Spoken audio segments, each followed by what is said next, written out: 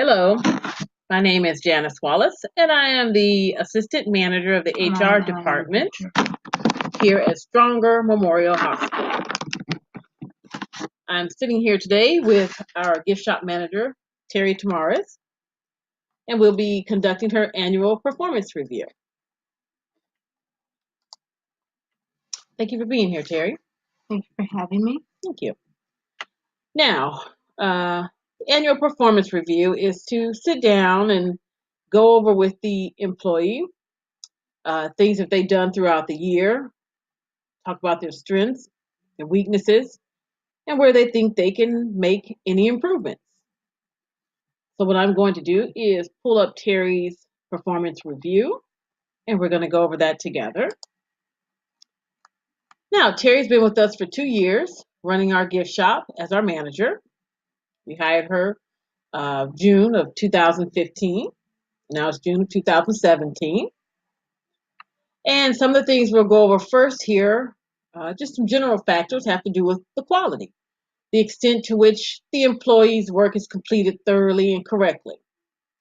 I'd say right now, Terry does that not too bad. So I'd say she meets expectations. She does have good rapport with the customers. They speak highly of her, and she does a good job with that.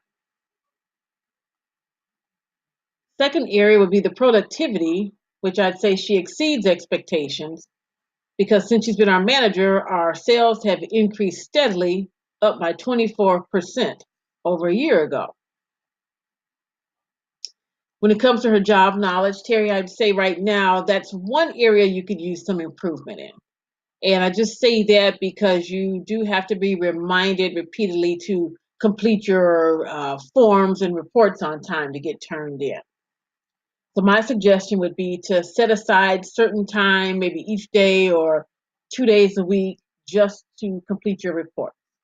And that should help you stay on track with getting those turned in. How's that sound to you? Sounds doable. Good, Very agreeable. good. Thank you. The other area I look into are your interpersonal relationships and the cooperation and things like that. Um, as far as working with the employees, I'd say there is room for improvement there. I have heard that some of the volunteers feel like you're kind of unresponsive to their needs a lot of times, and that you're not there for them to speak to, or it takes a while for you. Again, I know things can be hectic at times, but you want to keep a good rapport with all the employees and our volunteers. You keep them happy, that keeps our customers happy. So just try and be aware of that situation, that you're really paying attention to them and trying to help them as soon as you can if they're asking questions.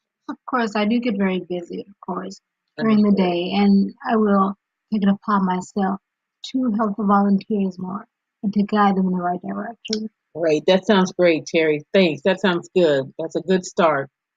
There is one more area I would say in the attendance area where you do have a little bit of room for improvement there. I do see you had about 7 unexcused absences this year. Just be aware of that and try not to miss so many days. If there's something you just can't make it, I understand that. But you got to be careful of that too. You don't want to get in trouble with the HR. They could start docking things, your pay or whatever, for unexcused absences. So just work on that a little bit. Now, as far as your creativity, that's great, wonderful. Your sales have increased because of that. The way you decorated the store and set up displays, and you seem to know the exact things the customers want, and they'll sell so quickly, and that has been wonderful in the last year.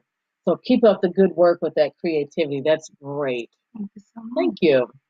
And the other thing, I do think you just demonstrate good judgment and skills when working with others. Like I said, the customers love you, the employees, they respect you. Like I said, just keep an eye on not getting too busy that you don't have time for your employees. Happy employees makes everything work great. So overall, your performance, I would say, is pretty decent. Improvement needed in some areas, but good. You're on the right track. Again, with those increased sales, that's wonderful. Just keep up responding to the staff's needs and concerns. Make that a priority. Oh, and I am sorry, I do have to mention one other area was about texting during the day. Just a reminder, it is not allowed to text during the workday, but you can text on your lunch break. You can text during your daily breaks, your 15-minute breaks during the day. I kind of must disagree there. I'm not on my cell phone all the time.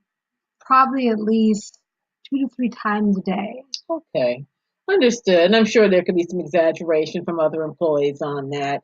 But again, just as a reminder, just remember that the policy is only allowed to text and be on personal cell phone calls during lunches and breaks.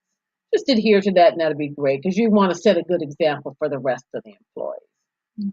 And other than that, Terry, I think everything looks good. We'll discuss this again and go over things in the next year, your annual review every 12 months. But of course, in between, if you have just things to talk about, please feel free to send me an email, knock on my door, give me a call. Either way, if you think of something else good, I'd love to hear about it or have any questions or concerns. My door is always open. So again, thanks for stopping in to see me this morning. And I'll let you go and get back to that sales floor where you do best at. Thank you. Thank you.